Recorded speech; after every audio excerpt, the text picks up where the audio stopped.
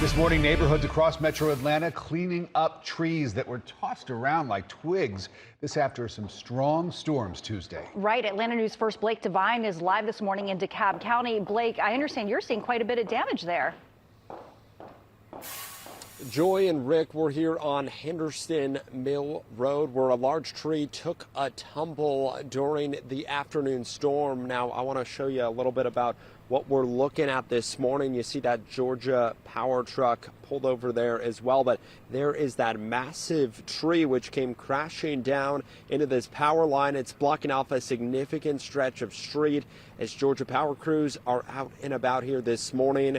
They say this has caused an isolated outage within the North Lake neighborhood of Atlanta. We saw similar sights throughout the metro after Tuesday's afternoon storm. Over in Atlanta's Morningside neighborhood, a massive tree crashed into a van and several power lines, prompting an all-out effort to chop down the tree and restore power.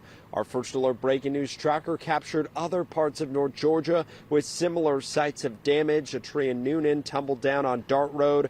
Crews closed nearby Redbud Trail while working to remove a tree safely that knocked down several power lines. And keep in mind, right now, the National Weather Service, they were going to be out and about in Coweta County today to assess the damage after that tornado warning on Tuesday. For now, reporting live in DeKalb County, Blake Devine, Atlanta News First. Thank you, Blake.